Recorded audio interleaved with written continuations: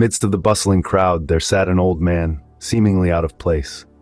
His spectacles, with steel rims, were perched precariously upon his aged, weather-beaten nose. His clothes were covered in a thick layer of dust, a testament to the chaos that surrounded him. It was as though the old man was a statue, frozen in time, amidst the constant flurry of activity. Carts, trucks, men, women, and even children scurried around him, their sights set on crossing the pontoon bridge that sprawled over the murky river. The bridge, a symbol of resilience, bore the weight of their hopes, dreams, and fears. They were all on a pilgrimage, a desperate attempt to cross over to the seemingly safer side. The mule-drawn carts, their wheels squeaking in protest, were aided by soldiers who helped them the steep bank from the bridge. Their hefty loads bore the burden of their previous lives, a silent reminder of their loss and the desperate hope for survival. Trucks grinded their way upwards, their engines groaning under the worst. It was a harsh cacophony, a symphony of survival that drowned out the river's lullaby. The peasants, their faces etched with worry, trudged through ankle-deep dust. Their feet, clad in worn-out shoes, left imprints in the dust, a transient record of their plight. Yet our old man was a constant, an anomaly in this sea of change. He remained unmoved, exhaustion claiming him as its victim. He could go no further, his journey halted by frailty. It was my duty to cross the bridge, to explore the other side, to gauge the enemy's advances. I was a scout, a harbinger of news. After completing my task, I returned to find the scene much the same. The chaos had dwindled, with fewer carts and people. Bridge was less crowded, the river less disturbed, but the old man, he was still there. As I conversed with the stranger, I found myself inclined to know more about him, so I probed, "Where do you come from?" His gaze was distant for a moment, as if he had traveled 1,000 miles in his mind before answering. "From San Carlos," he offered with a smile that was as warm as the morning sun over lush green fields. His eyes, a deep shade of brown, lit up with a certain spark, a certain familiarity when he spoke of his hometown. The name San Carlos appeared to bring an incredible sense of joy and comfort to him, an emotion as strong as the waves that relentlessly hit the shores of his beloved hometown. His face wore a smile that was stronger than any words he could possibly say, painting a beautiful picture of San Carlos in my mind without uttering another word. As our conversation progressed, he began to reveal more about his past, his voice changing to a softer, more nostalgic tone. "I was taking care of animals," he revealed, his words having an echo of longing. Curiosity piqued, I could not help but ask him about these creatures that he spoke of so fondly. Puzzled, I asked him, "What animals were they?" He paused for a moment, perhaps lost in the memories of his past, answering, "Various animals," he replied, shaking his head with a wistful smile.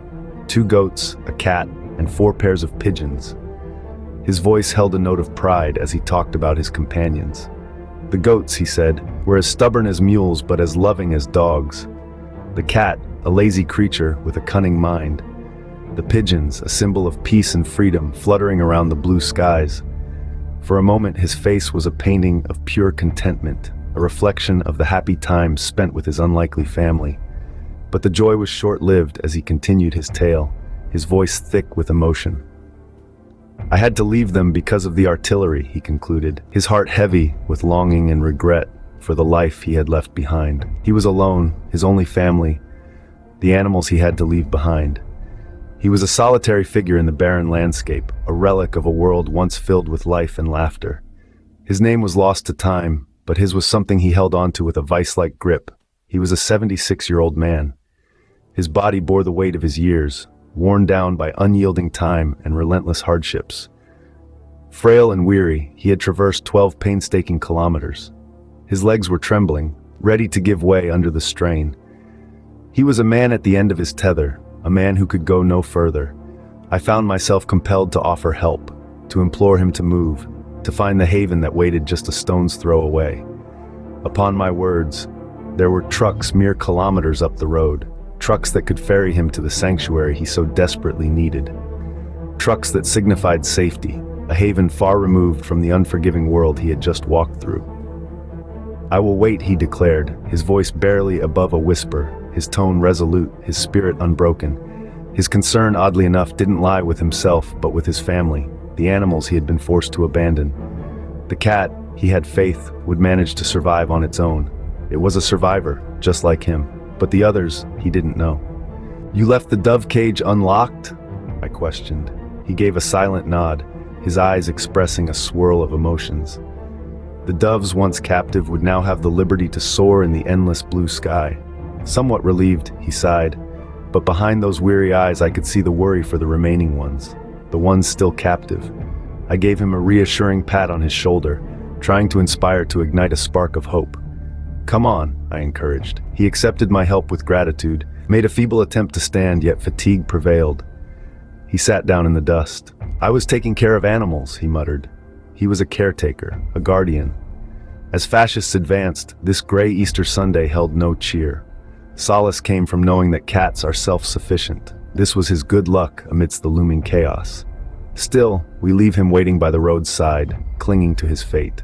As the wind rustled the leaves overhead, he began to reminisce about his past. "I was but a young lad," he said, his voice barely a whisper, "tending to my father's flock. It was then that I understood the language of animals." He paused, lost in his memories, his eyes glistening with nostalgia. I would listen to the bleats of the lambs, the coos of the doves. They spoke to me in a language only my heart could comprehend. That's when I began to care for them, to protect them. He looked back at the empty cage, his gaze distant and his voice heavy with longing. "Those were the days," he sighed, a wistful smile on his face. He was no longer just a man by the bridge. He was the guardian of innocent lives. Despite everything, he held on to hope. He had faced many trials and tribulations in his life, yet the glimmer in his eyes never faded. His heart, though heavy, was filled with dreams of a better future. A future where he could return to his animals, to the coos of the doves, to the bleats of the lambs. He yearned for the days when he could once again understand their silent language, their pure expressions of love and trust. He longed for the days when he could be their guardian once more.